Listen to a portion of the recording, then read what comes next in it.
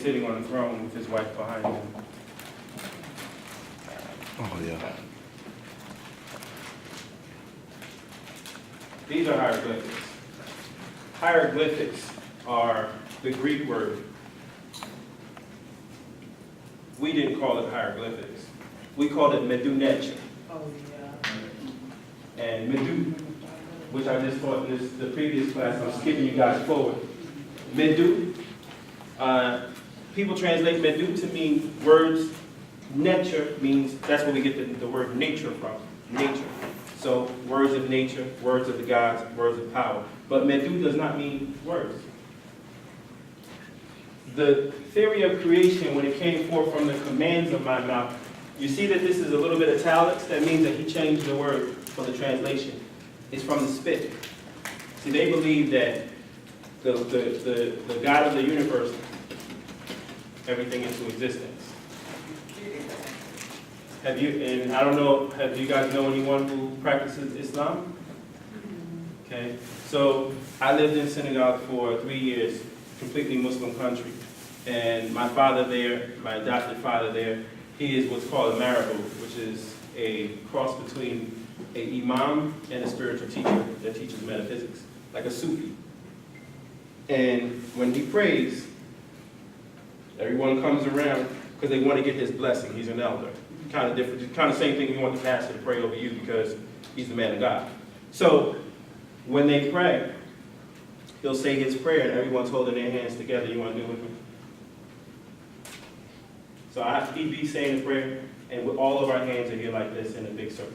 So he's saying what he needs to say, and then when he's done, he goes, and then you take that and you say, Ameen. That's an African tradition that goes back to this, which is the same place at the end of a Christian prayer you say what? Amen. Amen. Why do you say that? Does the Bible tell you why you say it though? I want to know if the Bible tell you why you say that. Do the Israelites tell you why they say that? Where'd they get it from? Who is Amun? Does anyone know who Amun is? The hidden one. The hidden one? What does that mean? Come up here, you're a student, come on. Put it on the spot. I put you on the spot. It's knowledge is something we should be proud of. Yes, sir. Go ahead, no, you can sit right there. From my understanding, our moon is the hidden one. That's where Ra come from. To me, it's the darkness that surrounds us. The all that I am. The everything that's everything. That's why the Christians and all the religions use amen. Okay. Because they know the truth. And they, like you said, they just twisted it to fit their need. But from my study, every religion still use amen at the end of their prayer. You're correct. Because that's the highest it goes. Okay. It goes right back to Amun. Now, why is Amun? I want you to sit here. Now, why is Amun over Ra? Because you said that's where Ra comes from, so I want to understand that. Well, I'm going to see if I can explain I studied the creation story about Amun. And I'm sure you're familiar with it. I don't know if it's appropriate to really talk about it. No, you don't got to get into all of that. Yeah. What I want to understand is, I'll do it then. So, before you turn on the light, there's first what? Dark. What's the darkness? Everything. Amun. Before you can have light, which is Ra, is Amun. Before you can manifest an idea, you have to have a thought. Amun. Before you can begin to do something, you must first decide that you want to do that. Amun. Before anything can come into existence, it has to be conceived. And before it is conceived, that concept is Amun. Not necessarily looking at it as a God, a real thing. It is the concept of beginning, of origin. Amun. So, as in the beginning, so it shall be in the I am the Alpha. Amun, Amun. Whatever you opened with, you close with. So Amun is a seal. So whenever you're going to say a prayer, and you want it to manifest, because African spirituality is mystic spirituality, which is why we have no problem believing in the Holy Ghost. We have no problem believing that the prayer that we're going to say is going to happen because we prayed and we believe and we have faith. We don't have a problem with that. That's something that anybody in our society is able to pick up on if they believe in any of our traditions. It's no different in ancient Africa. So how dare you say a prayer and you're not going to end it with Amun? It's not going to work. So it doesn't matter what school of thought you went into, you wanted it to work. You wanted it to be believable. You needed the people to, and they're not going to give up that. No, you have to say Amun at the end of the prayer. So whatever tradition you want to go to, these people already know this to be true, and they already believe it, so you can't change it. So when you can't beat them, join them. So they just carried it on. And we have it to this day, not knowing that it goes all the way back to your ancestors. Now there's a key factor about when they would do the images of Amun. Amun was a black guy, and decidedly black guy. Now, you may say that it's not appropriate to say this in front of children, but all of our society has to understand the facts of life. That a man and a woman make a child, form a family. Unchangeable, immutable fact, reality of our creation, something that is sacred and cannot be changed. So the images of Amun would show him with a phallus symbol erect. You guys understand?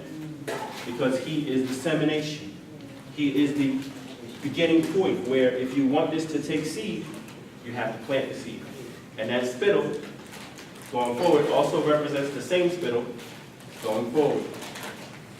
So they didn't have any type of Victorian ideas where they took away from, well, we don't want to talk about that because sex is bad. Our ancestors didn't have that viewpoint. They didn't have a perverse mind. Their view of society was one of balance. Men were with women and women with men. And if you were going to deal with each other, you're getting married because it was family and family. So it wasn't just you by yourself individually. So when an African is born into an African society, they're not born as an individual person. They're born as a part of the family. So you don't sit there and say, oh, I don't want to do that. What are you talking about? Grandfather said this, father said this, mother said this is what's happening. And it wasn't a challenge because this is how it was from one house to the next house to the next house to the next house. So it was a continuation. It's only when we get to this society or these types of societies where other peoples don't have the same values and their children can do this or talk and do that, and our children see that, and then they emulate that. Also, when that didn't work, what's the newest thing? You're no longer allowed to discipline your children. Why do you think they put that law in place? To break up the family. And it's just like birth control. Control. Everything is for control. All right. Let's go a little bit further. Now he goes further to say, heaven had not yet come into being, so God predates heaven, nor had earth come into being, nor had the ground. So earth in this case doesn't mean actually earth, but actually matter. Nor had the ground been created, or the things which creep and crawl upon it. I raised up beings in the primordial waters as inert things. Does anyone know what the primordial waters were called? What's the name of that in Kemetic? Say, I didn't hear you. New. And you. New represents, and nu or nut. And nut is the feminine version, in which we call that the sky. But nu represents the primordial waters. The physicists in today's society call this dark matter, dark energy. They just discovered it. This is 4,000 or 5,000 years old, and it was already old when they wrote this down. The concept, the idea that you're actually not sitting on that chair, not in this room, not so much in the air that you're breathing, but you are in space as part of God, no different than there are cells in your body that are part of you. So the same concept. So they studied us and realized that we're just a part of God. There is no separation. There can't be any separation. You are eternally part of the entire multiverse. So they also didn't just see that there was one universe, there were multiple dimensions. This was the understanding that our ancestors had they not been arrested, meaning their development had not been stopped, or people had not invaded, which you'll learn about later. Then, where we at on time, babe? 7:05. Okay. Had they not been invaded, then we would have been able to continue, and this would be a different society. You probably wouldn't be here. Okay. I found no place on which to stand, so I formed it from the desire in my heart. Very important factor here. I laid the foundation through Ma'at. Ma'at is, what's righteousness? Anybody got an idea of what righteousness is?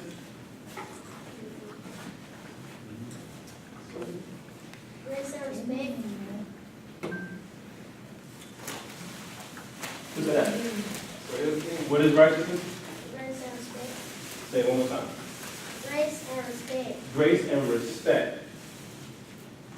Respect? Yes. But not grace. What else? Why is respect righteousness?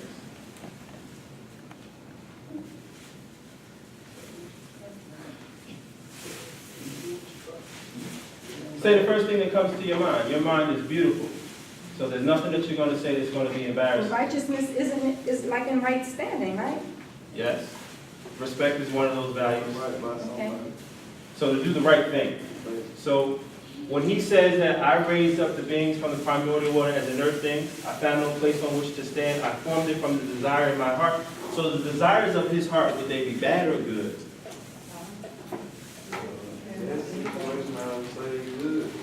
He desires to be. You say neither? It has to be one or the other. You know why? Because out of your heart comes forth from your mouth. And it's going to keep showing. It's a lesson that they're teaching. This is more than just a story of what creation is. It's also a lesson of morality. So do you know the biblical scripture? What's that biblical scripture, babe? Where it says, out of the lusts and the desires of the heart, The mouth speaks. the mouth From the speaks. abundance of the heart. So if I mean you ill will, and I'm speaking, at some point in time, it's going to blur right out. You understand? If I mean goodwill, then I'll say good things about you. So if the Creator had ill will in terms of His creation, so what He's basically saying here is, I established, and ma'at means righteousness, truth, balance, peace, love. It is the heart of the Creator. It represents His glory. It represents His eternal love. So when He says, I laid the foundation through ma'at, meaning that through my own righteousness, I laid the foundation of the creations. So therefore, this realm in which we have been placed, I made a good thing for you. I didn't make this for you to suffer. I didn't make this for you to be in pain. I didn't make this to punish you. I made this to bless you and everything that's in it. These are our teachings. Before we even, so when you say, but what did we believe in before the Bible? This, some version of this, somewhere else on the continent. Because when you look at the other ones, they have the same repetitious process, different words, different names. That's where the Ten Commandments come from, the ideas of my head. The 42 negative confessions of ma'at, yes. They are, all of the 10 Commandments can be found in the 42 negative confessions. And the reason why I'm saying that they can be found there, because some people disagree that that's where they got them from. I'll let you form your own conclusion. Here's the 42, and that's the 42 negative confessions of ma'at. So if you want to look that up, that's in the library. And then you can take a look at the 10 Commandments. You will find that every single one of the 10 Commandments are part of the 42 negative confessions. And there's 32 other ones that are on top of that.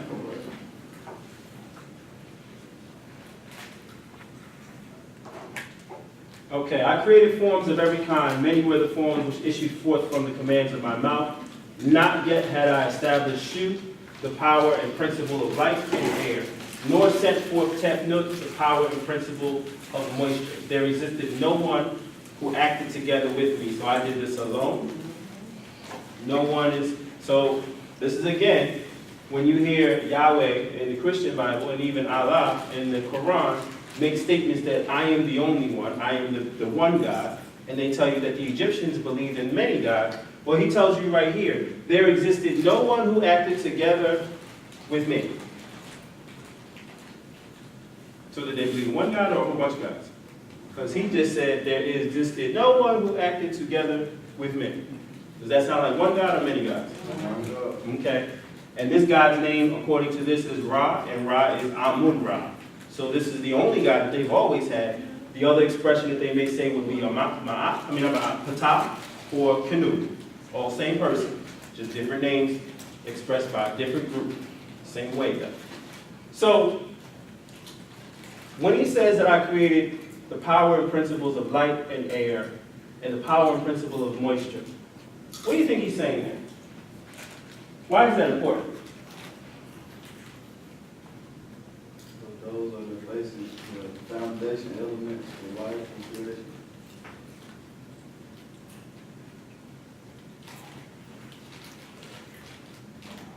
Anybody know anything about physics or chemistry?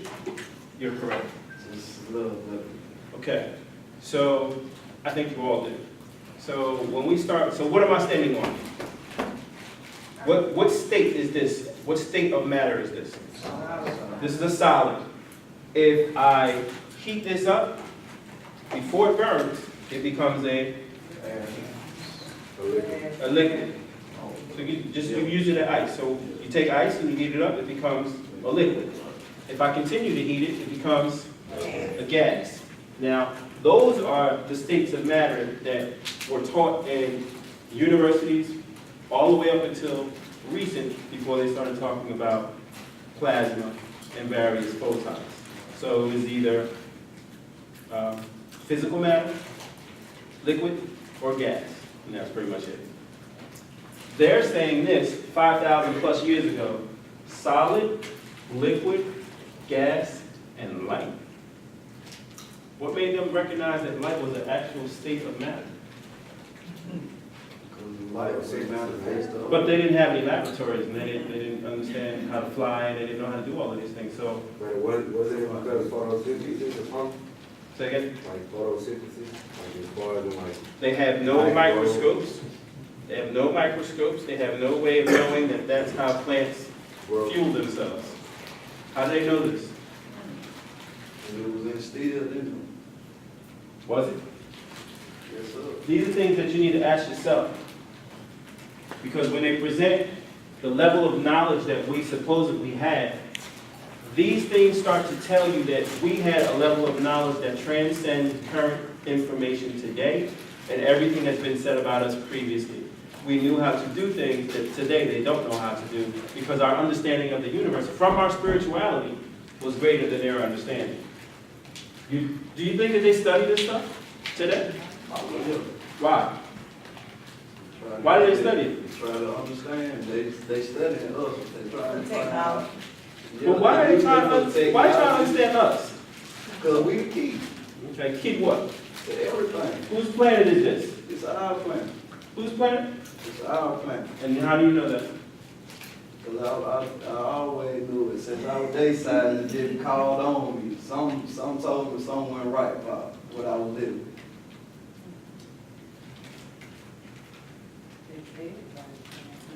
It's in their us. It's Well, us, the black people especially. Right. They come from us. They come from us. We have to ask all questions and challenge all knowledge, even the knowledge I'm giving you today. You have to be able to say, it could be factual that you're right. It could be that factually he's right. What I do know is that early on during the history of this world, they did not exist. It was only us, only black people, that later became brown people, and later became white people. How that happened, we all have a speculation. And there's many different schools of thought. What is important that I take away from it is, I really don't care that people look different than we look. I don't think any of us have ever really cared about anything like that. I have no problem with non-melanated skin. I have no problem with light skin. I have no problem with dark skin. What I do have a problem with is habitual behavior. If you come in my house and every time you come in my house, you dirty my floor, and I said something to you about it before, and you continue to do that. Or you walk into the bedroom where my wife and I sleep when you're not supposed to go in there. Or you go into my refrigerator and eat my food and do this, this, and that. Or you have things that you do with my children that are unacceptable. When I see things like this, it doesn't matter what you look like. You're unacceptable, period, and you need to be dealt with. So when we have people who started to move from these areas of the world and go everywhere, kill people, kill elders, rape people, enslave people, throw them in chains, kill them, just do horrendous things, not for 1 year, but for a decade, after decade, all the way up until now, and have they stopped? No. So then if we have any issues or any problems with them, I don't think it has anything to do with what they look like. I think it has everything to do with their behavior. Would you agree? And what they do or what they say in response to that behavior is that, well, everyone has behaved like that, and what you're going to learn that we didn't behave like that for thousands of years. We didn't conquer anybody. We went everywhere and came back home or traded. If we didn't find anyone there, we just set up shop. We would have empires that, you need some shoes? I got shoes. What you got? And we trade. We wanna make a treaty, we sit by the fire. You have a daughter? I got a son. Let's be family. There's no reason for, it's going, bro. There's no reason for us to go to war if we can settle it with the Council of Elders. They didn't have a Council of Elders. So we're gonna settle it, because I walked in that door, I'm in charge. Anybody got something to say about it, I'm chopping their head off. Now maybe he can handle it. If we're not ready for it, you know, I got a copper sword, but they got an iron sword or a steel sword. We dying. You know, the best we can do is just rush them. But if it's 20 of them, it's a wrap. So when we get to the history of ancient Kemet and our civilization, and you start to see hordes of people coming out of this area, attacking, and attacking, doing the same thing here, the same thing in China. Whatever black people were here, conquered. The original dynasties in China were the Shang dynasties that were black. They tell you they were black. They're no longer there. When you look at Chinese people today, do they look like black people now? No. They got some features that are left over that we don't even recognize being black, but they are in terms of the sign. Can I get you brothers to come up? Just grab a chair and join the circle. All right. So going back to the scriptures. Can I ask a question? Sure. Okay, so, like, in the beginning, it was only Upper Egypt and a Lower Egypt, is that true? No. No? It is not that it was only those. The area that we call Upper Kemet is southern. Let me see if I can pull this up.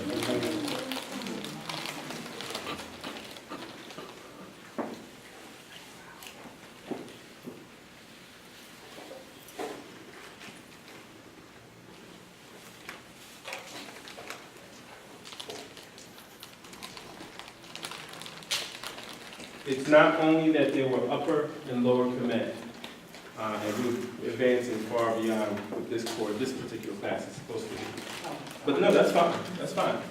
The book that you want to reference is called The Destruction of Black Civilization, and that's by Chancellor Williams. And his book pretty much goes into the nation that preceded ancient Kemet, and that nation would be Kush, which is what I was saying. We would get into that. Kush is the cultural empire that all of our cultures come from. Now, it was called Kush based upon the actual culture. It was not like this particular king had a nation the way we understand it, and the name of that nation was Kush. This is what we call Nubia. This is what we call Sudan. This is what we call Ethiopia, Abyssinia. All of these areas where I showed you where humanity originated, that's Kush. So as different people spread out to different corners of the world, they took their culture with them. So give me one of your favorite foods. Rice. Rice? What else? All right, so hot wings and rice. Hot wings is a good one. So when he goes and he becomes a young warrior and he decides he wants to take his family and they're going to go east, he's also taking his tradition of eating hot wings and rice. So when you get east and you see this people and they're in India and they eat hot wings and rice, and the people back over in Kush eat hot wings and rice, well, they may not have formed a formal alliance to say that this is the nation of Kush, but the people of Kush established it, so this is part of Kush, culturally. So they would be trained as well. Now, let's say his grandchildren, his great-grandchildren, their great-grandchildren, and so forth, some 200 years later, they're not going to be the same of the people who stayed in the land of Cush. They're going to be a little different now. They've seen different people, they have different traditions, they speak differently. It doesn't even take long from the distance between the way people speak in LA versus the way people speak in New York versus the way people speak in Atlanta, black people. All right, what'd you say, bro? I didn't catch that. If you're from New York, I might not understand what the brother said from Atlanta. If you're from Atlanta, I might not understand what the brother said from LA. They got different slang. Now, if that continues for generation after generation, it will almost be a whole different language, whole different traditions. So when foreign people come in and they say, well, they see that you did this great thing in India, and you did this great thing in Kemet, and you did this great thing in Nigeria, y'all different though. We like y'all, so y'all gonna be different. Remember the analogy in terms of we're gonna pull you out of the field and put you in a house, and then we're gonna make sure that you're gonna have a back room so that I can divide you. So I definitely don't want you to know that originally you all come from the same place. You all had the same kinship and the same traditions. Because I need to conquer you. And then I'm gonna conquer you, and then I'm gonna conquer them. I gotta slice it up. It's too big for me to grab it. Thank you. You guys are headed out? No, you did take me to the river. Okay. So, when you look at our traditions, and you look at the things that we've done, Cush is the formation of the beginning.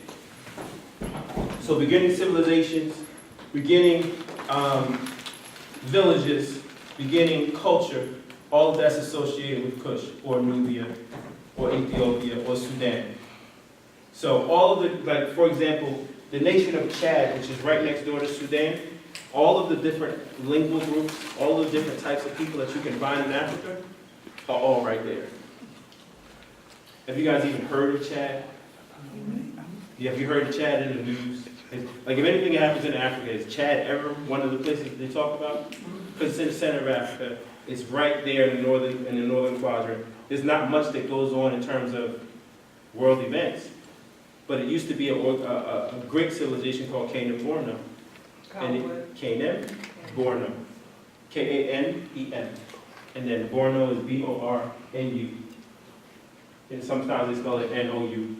But the point is, the idea of a knight, Knights of the Round Table, the knights, where's that come from? What's a knight? What's your name, bro? Oh, Portrayal. Portray? Yeah. Look what? How you doing? All right? Clint. Clint, nice to meet you. What's a knight? What's a knight? A knight. A knight in shining armor. What is a knight? You was Protect the fire. protect the building. A warrior. A warrior. Okay. Where's the concept of a knight come from? From the moon.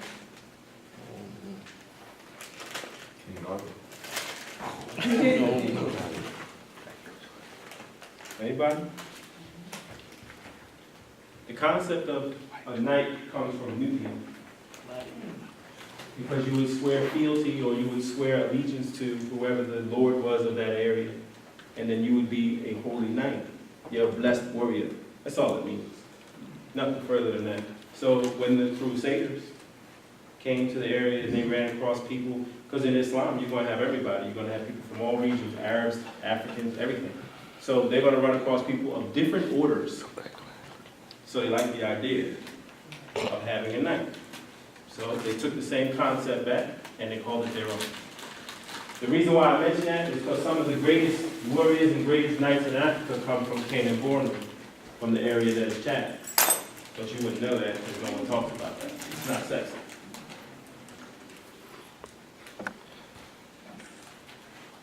Anybody ever read the book of Proverbs?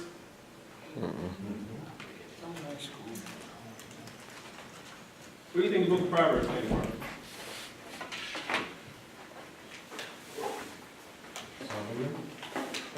So they said, right?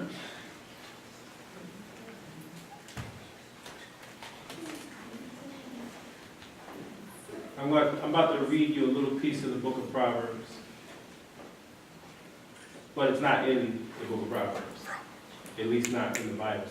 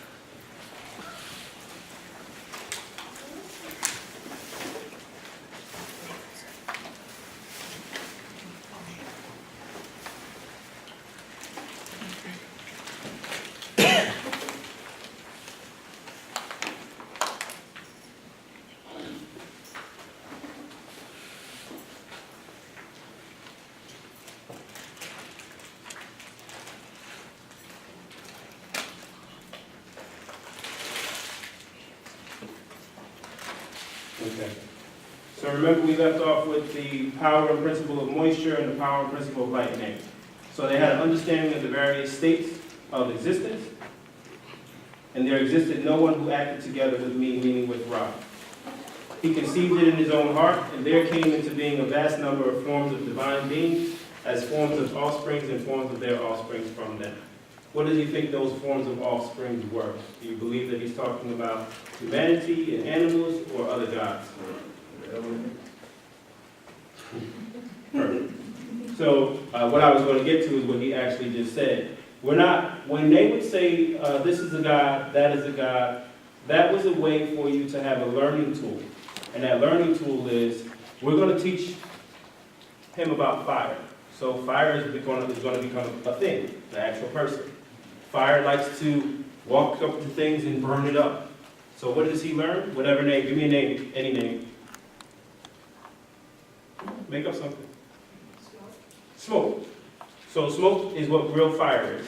So smoke walks around, and smoke has a body that looks like a flame, and so on and so forth. We're using that as a teaching tool for people to understand the principle of fire. Did I make that an actual thing? Does it actually exist, where something walks around in flame? You understand? It's a metaphor. So when they would make a statue, they would make a painting, or they would make something in order for you to learn it. It's no different than if you were to watch some TV commercials, or not TV commercials, but TV shows for kids, where they take the elements, or whatever the principle is, and turn it into a person. This is Mr. Water. Mr. Water does this, this, this, and that. That's just a learning tool. So for average, everyday people in Kemet, these are like things that you use for children. You paint them on the wall so that initiates and people who are trying to learn can gain understanding. Now, let's say I'm not from Kemet. I have different rules and different laws where I come from, and I have different ways of understanding. So I come to your society, and I see that you wear your hair short, and that's not acceptable. A woman should have long hair. Anybody remember seeing a scripture like that in the Bible? So therefore, you are ashamed to God. An abomination. So what must I do? She must be punished. Is it actually true that the Creator looks at her and says she's no good because she doesn't have long hair? Or is the culture that you come from, because you idolized your own culture and you made your culture supposedly the word of God, that now you're going to take your culture and judge me by it? Is that more likely what must have happened? So when they walk into our societies and they see that we have all of these teaching tools to help our people to develop their character, to have an understanding of the universe around them, what did they do? Oh my goodness, you worship, you guys are idolaters. You worship the devil, you worship this, you do this, you do this, you do this. So everything about you is evil. So now I can go back to my people and say, we need to conquer them. It's the will of God. So now when I show up, I got a whole bunch of warriors with me that really, they don't necessarily believe or have to believe what I said, but they know that once we conquer y'all, we got all your stuff. Now, when conquest happened to our people, a couple of things happen when we conquer. What's the first thing we do? What's the first rule of conquest?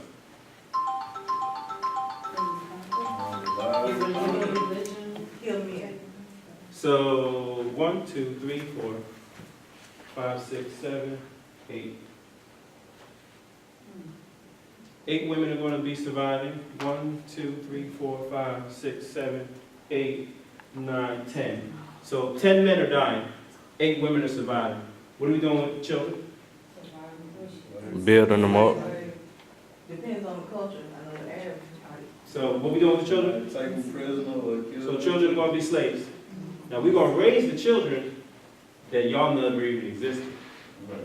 So now they're going to grow up to be like you, but they're not going to be like you. They're going to be weak, because I'm going to make them weak. Or I'll make them strong, but they're only going to be strong for me like a trained dog. And what's happening to the women? We're getting raped. So now I'm going to have new children from them, and who are they going to look like? They're going to look like me. And then what am I going to do with all this stuff that tells the truth? Or Rewrite it. why would I not destroy it, and why would I rewrite it? So you can use it to control it. The reason why they did that is because it was so powerful. The Romans even wrote about it. They didn't like conquering the Kemetic people. They didn't want to rule them because they could have a revolt or an uprising because one of their soldiers killed a cat. Because the cat was sacred to Bastet. So if you killed the cat, that particular group or village that you may have done that, you basically curse them and they have to do something about it. So it's no different than you talking bad about my God. So that's like you walk up to a Muslim and say, Allah ain't. Everybody raising up. Doesn't even matter. Doesn't even matter what it was about. Not only did you slap a woman, you cursed Allah. We killing everybody and we're going to do it until we die. So that's basically what they would deal with in Kemet. You killed the cat. You desecrated the sacred teachings. Who are you? So the next thing that they would know, they got to fight all of Kemet because one soldier killed a cat. From a Roman perspective, this is crazy. Just leave them, let them be. Don't go. We stay in our little spot, and they do in their little spot. So the Romans that were in there would stay in the garrison, and they would stay behind the walls because they couldn't help but break rules every single day because Romans had no understanding. You're a conquered people, so we don't care about your elders. Imagine somebody walking up to your grandparents still alive. So imagine somebody walking up to your grandparents saying, "Get out my way," and they smack you. What you about to do? Is it going down? Yeah, it's about to be probably. From a Roman perspective, I'm Roman. You're not. You don't matter. I do. Is that different from what we experience in this society today? Same teachings, same people. All right, where we at on time, babe? Tom, is it anybody? 7:33. No, well, the class that we do in Atlanta, we usually have a timetable, so I try and stick to it. We do an hour where I present. We got into the main things that I wanted to present to you guys today. Some people, you came a little bit later, but the whole point of why we're doing this is part of a national effort to create an independent national treasury for black people. One of the mechanisms or tools that we utilize to get your attention is to present. This is just one of them. It's a study group. Another one is that we do a survival course. So people who want to learn survival skills, we teach that as well. Another thing that we do is a business networking event. And all of these things you can find on our website at AAEsociety.org. Now, one of the things I want to ask of each of the adults, especially everyone that came later, is that you take the pledge. I'm going to ask you all a question. First question is this: do you believe that we need our own independent economic support system as black people? Yes. I need full participation. Yes. Okay. All right. If whatever institution or structure we created was fair, free of corruption, run professionally, and full transparency, meaning you knew everything, would you support it? Yes. That's really what this is about. This is about them. Because all of us are adults. And as adults, you should have learned early on or had a curiosity to know more about who you are, because who you are determines what you're going to do in life. If you have a poor foundation as to what your confidence level is, what your competency level is, you can't even dream appropriately of what you're going to do tomorrow. And you have to be able to go as far and as fast as you possibly can towards the highest peak that you can, not for yourself, but to pave the way for those who are coming after you. See, the first thing we did was orientation in this class, and the main thing that you have to understand is that we are a conquered people. So no one has the right to have a big ego. No one has the right to poke their chest out, because if the police walked in here right now and they grabbed up one of these women, we could try to do something about it, but half of us would be like, no, that's wrong. Get the phone out and start filming. And this is what takes place all across our nation, because there's no respect, because we don't have power. And it's not that we don't have muscle, we do. But we need more than that. We have to advance the game. We have to think further than that.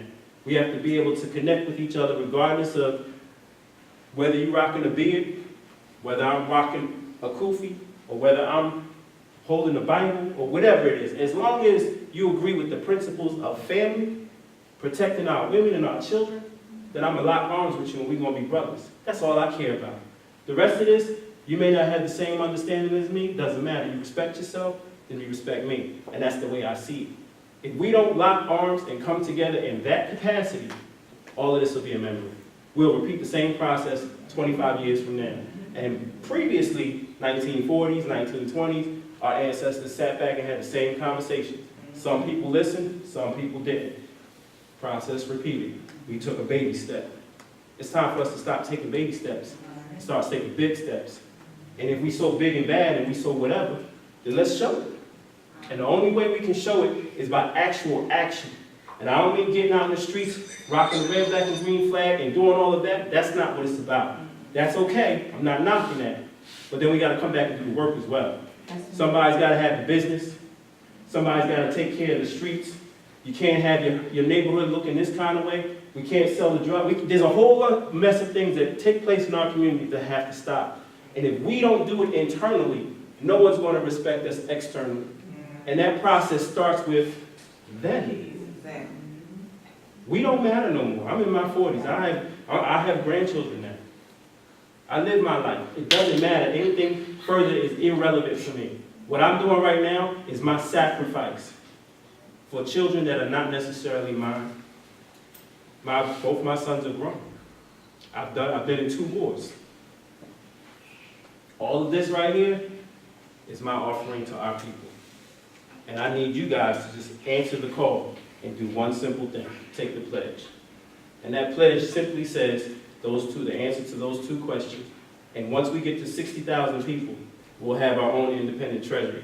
And that independent treasury will start to create black businesses in your community. All those Asian beauty supply stores, you'll start seeing them get shut down. And at the before that even happens, they're going to come to us and say, what can we do? I ain't going to take nothing. Matter of fact, you're going to give back some of that money that you took, and we still going to shut you down. So basically, you've been feeding off us for too long. But it begins with learning this stuff. Because this is the key to stopping the conversations that cause us to fight with each other over, you're a Christian. How can you believe in something like that? 65% of our people are Christian. So what are you going to do? Throw them out? What are you going to do? Kill them? You can't. But you can help increase their understanding. They don't know this. They don't know that the very Bible that they're studying is yours in the beginning in the first place. Exactly. But this man added this, and they did this, this, and that, and they did this, this, and that. Me and my wife just had a conversation today. The Bible says, well, the Bible says you should obey your master. I know it does. Guess what? I ain't doing that. That might be one thing that I just said, I can't get that right. Whatever it may be. I don't know who added that. But the God that I serve doesn't act, that's not what he said. That doesn't sound right to me. So I'm going to use my own judgment and say, you know what? I'm not perfect. And it tells you that nobody's perfect, right? So therefore, every day that you live your life, you may commit a transgression against the law of God, which is why Yeshua's teachings are even in place in the first place. So you ask for forgiveness. Therefore, there are some things that you just can't stop yourself from doing. Guess what will be one of them? I just can't seem to obey Master, and I'm not going to in the first place. You understand? So we pick and choose out of fear, and we need to address that. And all of us here need to address that. Out of fear, we don't act. Stop being afraid. Because the biggest thing you have to lose is your life. You already lost it. You already lost it. You're living in a conquered land. You can't stand on your own two, and you can't stand up for your own rights. You got to ask permission. You have no idea how much money and wealth has been stolen from us to this very moment. This building we're sitting in is yours. It's yours. You funded it. You financed it. The very White House that they make fun of Obama sitting in, we built it. The concept itself comes from our ancestors. The audacity is beyond reproach. At this point, when are you going to make a move toward the affirmative of victory? Now, I ain't talking about fighting. Because when we talk about fighting, I'm only talking about, I'm going to get into you. I ain't know who's going to win. No, I'm not getting into that. I'm getting into victory. So I'm letting you know you're going down. So whatever, it doesn't matter what the outcome is. Before you throw your first blow, I won. So I need you to understand that. And who taught these principles? Muhammad Ali. Nobody thought he was going to beat Sonny Liston? Did they? This young kid, how you going to beat him? He's a truck. How you going to beat him? Man, I'm going to beat him so bad, he's going to be embarrassed. Did you guys see that fight? And you guys never saw the fight between Muhammad Ali and Sonny Liston? His first fight. He embarrassed that man. That man's bigger than both of y'all together. He made Tyson look like a little boy. That's how big Sonny Liston was. Muhammad Ali looked like a third of his size. He danced around him to the point that Sonny Liston just got mad. Like, I can't hit him. Champ was born. All the way up to his passing, Ibai Yashe. This comes from these teachings. These teachings will embolden your spirit, your heart. You have to learn what has happened to us and how we got to be where we are before you can fix it. The first thing you got to recognize is we got a problem. There's a serious problem. We're ignorant. And that ignorance causes us to behave a certain way. So at this point, anybody have any questions, open conversation, how you feel about everything, please speak, especially the children. Anything you guys want to say, you're welcome to say. Did I see a hand? Yeah, I just have a question. Do y'all have some kind of like program for people who are incarcerated? We deal with, have you guys ever heard of the Free Alabama movement? All right, well, we're part of that. We support them. We're building they're all incarcerated. They actually just had a protest. They all, a bunch of them went on lockdown, and we were preparing discs for them to receive Hidden Colors 1, 2, 3, and 4, and a curriculum in which they could study while they're in. So that's like a pilot, but I don't see why we can't do that in all of the other prisons as well. But before we get to the prisons, can we just get it in the city? Right? So right now we have Atlanta, Athens, Augusta, Savannah, and Columbus. We need to go to the other places. We got Cincinnati, we got Cleveland. We have 300 cities that we have to hit with. The exact same thing you see that's going on right now needs to go on there as well. And there needs to be everybody at the table. This is not about any individual group. This is about us as a whole. So I don't care if it's Moore, I don't care if it's Nation of Islam, I don't care if it's Church of God in Christ, I don't care who it is. Our people need to come together and start having these conversations and figure out what we're going to do, because no matter what scripture you look at, no matter what, and there's prophecies in our scriptures, no matter what prophecies, it should not be confusing to anybody what, quote unquote, days we live in and what they're gearing up for.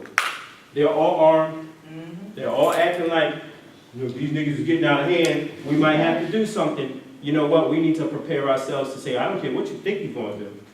This is what's not going to happen. And it can't just be words. It's documented that every time our population goes up maybe 0.5 or something %, that's when they crank up the volume on the police killings. So our population has increased, and if you notice, the frequency of the police brutality has increased. And they do it according to the population. Okay. And I mean, I've seen that documentation. Another thing I wanted to address is the fact that we don't know who we are. That's how we were so easily manipulated. If we had this strong foundation from day one, if we were taught in the community or in the school of who we are as a people, because no matter what religion we subscribe to, who are Africans first, Right. then we would have a better foundation. Right now, our children act out, and I work in the school system, and they embrace the lowest of our culture, the ghettoism. If they had this strong foundation, we would not have the issues that we have. Do you have any thoughts as to why they embrace the quote unquote lowest or gutter? Because it's what they see and it's reinforced in schools. They use it as a teaching tool. Do you know they see that as strength, right? See, we gravitate towards whatever we think is strong, right? So if you have the largest jock in the school and the rappers and whoever that they're seeing, they have all of the vestiges of success. They have all of the symbols and the ideology of the things that they're successful, and you want to be like that. So nobody wants to be a lame, nobody wants to be that. So they're not going to gravitate towards that. They're going to gravitate towards what they view, based on their value system, to be the best, the most popular, the highest. So in looking at our culture, the people who are in the gutter, see, we have the most creativity. So we told you that AAES was created in Camden. Camden is like one of the worst cities in the United States. It only has a population of, I believe, 75,000 people. But has crime rate that's through the roof, has corruption that's through the roof, and has poverty that's through the roof. It's pretty much Latino and black. That's it. Now, and they have poison. Now, this is where Campbell's soup was there for years. So all the Campbell's soup that you ever saw, it was all made in Camden, right over the bridge from Philadelphia. So in Camden, though, you will have the best football players. You will have the best drum people. You have the best musicians. You will have the best singers. You'll have all of this talent straight in high school.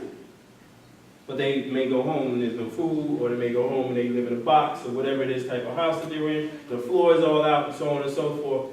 And they probably can fight in terms of what's in the community. And you got drugs and gangs and all of that. Now, in spite of all of the poverty, you have all of this positive creativity. Then you have all of this strength in terms of people who look like they're fierce. So the children, they live in that. So they're not going to look for that person over here who's reading a book, who's doing what's necessary to get outside of the bubble that they're in. They're going to go towards the people who have all of the things that look like they're strong from where they are. And it's not just the children, because the parents and the elders are caught in the same game. And that's because something called, now this is a principle called population density.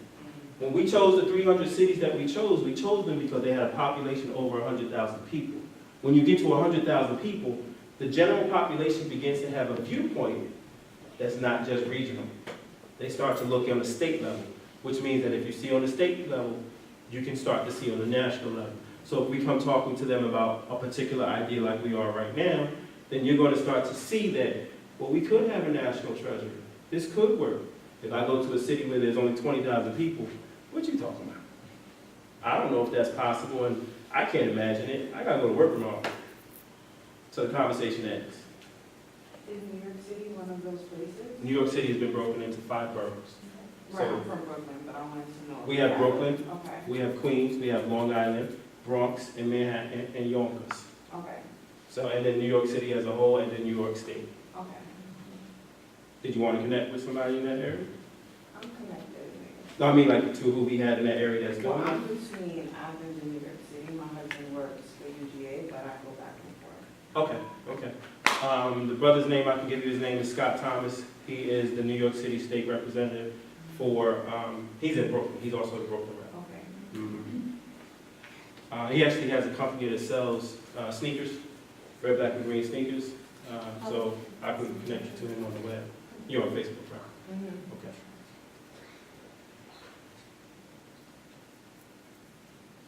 You got any questions? No? Any questions? Tell me something you learned. Tell me something we talked about. We talked about how culture is different. Okay. Like, one culture might say happiness, and the other culture do that. It doesn't mean like their culture owns it. Go ahead. Doesn't mean that that culture. Like, it doesn't mean that that culture owns it. It's just a part of that culture. Okay, so no one culture is better than another? They're just different. Okay, so they're related. So then they can be friends and they can be family. All right, good stuff. All right. All right, anything else before we close out?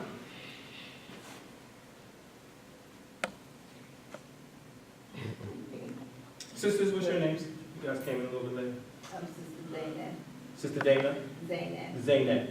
Okay. Zaynab. And you're from Athens? No, I'm from New York. Where you from in New York? You're from Brooklyn too. I'm from Jersey. I'm from Atlantic City. Yeah, my wife as well. We're both from Atlantic City. And you? I'm Janine. Hi, Janine. Where you from? I'm from California. From California Park? Oakland. You're from Oakland? But I live in Athens. You live in Athens too. Brother? Oh, Madison. Madison County. You from Madison? What's your name again? Quinn. Quinn? That's right, Madison County. Madison County. Okay. And Kelvin, we know. All right, so we had, and I'm sorry, that was Joy? No, Tawana. Tawana, that's right. And what was your name again, brother? Okay, so what we're going to do is, we do this every week in Atlanta. So we're in the process, and I'll probably talk to these brothers back here, where we can get this so it's live streamed. We'll keep the same location if we possibly can, but we want to do this every week. and we advance. So we just dealt with creations now. You guys will have access to the library where, let me show you. And that should come on in a second. This is our library where there you go.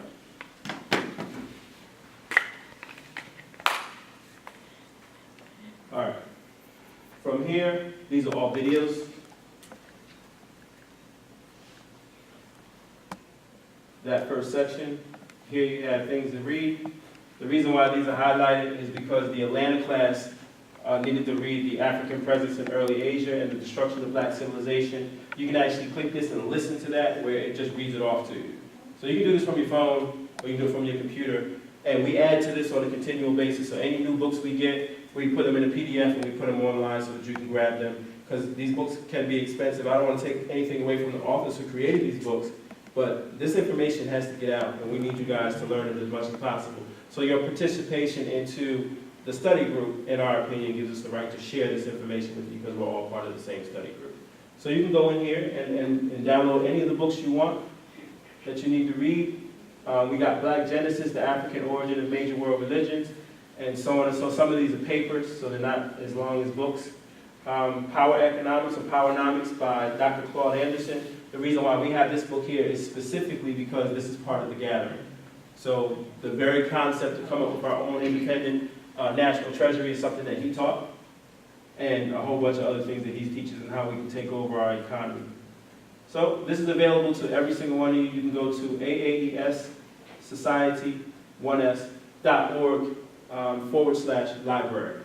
And that gives you access to all of this. So, and as we add more things, next week when we come back, we're not just going to talk about creation anymore. We're going to get into early civilization and the various different types of African peoples so that you can see how we are the forerunners in every people that you see on this earth. You'll see how they come from us, how they get their culture from us, how possibly they would have originated from us as a whole. So we'll deal with the Neanderthals, we'll deal with the Homo sapiens sapiens, we'll deal with the trade routes and the different ways that we traveled out. You will see people who have been on islands in Asia for over 50,000 years, continuously, that still exist today, pretty much untouched by the modern world. And you'll see that they're darker than these chairs that we're sitting on right now. And these are not, so when you see them, you say, oh, they're in Africa. No. They're all the way over near Thailand. And when you see other African people or black people that are there, and you say, well, they're brownish, because they mixed with other peoples. So from the onset, we were crystal black. Everyone else, anybody else that you see is just brown this or brown that. There's been some mixing. And that mixing takes place naturally. Because two black people can have a white child, a light-skinned child, a brown child, or a black child. The reverse is not possible. All right. Thank you. And you guys have had the greatest turnout that we've had to date. So you guys have surpassed what we have in Atlanta.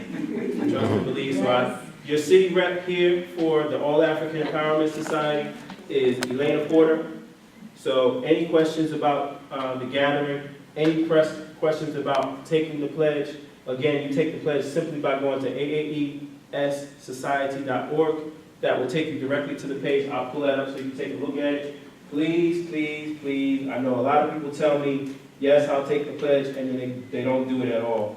This is something that is serious, and it's a real thing that needs to happen. You know, the gathering stands for gathering our people, gathering our money, gathering whatever it is that we need, is basically the collective offering we need to start putting together as a group to do group things. And group things would mean the first thing that needs to happen. Going to the website, that gives you a good gauge on people, how many people in what area, basically. It doesn't tell you how many people in the areas, it tells you how many people have already taken the pledge since we launched March 21st, 2016. We have 3,145 pledges. This probably is going to go up today by about 50. It's real simple. They ask for your name, the information, email, telephone number, and they gather information as to how much your yearly income. The reason why that's being asked is so we can gauge which people are supportive of what we're trying to do. A lot of times people think that the wealthy people come in and they do it. That's not the case. Most of the time, people who are in the hood hear something like this and they want to support it because they understand it. But the people who are supposedly educated, have jobs and so forth, tend to drag their feet. So we really need to be able to point to which group of people we need to focus more attention because they're not doing their part. So we gather that information. If you want to be a city or a state rep, for Georgia, there's already a state rep. For your city of Athens, there's already a city rep. But you may know people in other places. So you just would leave this blank.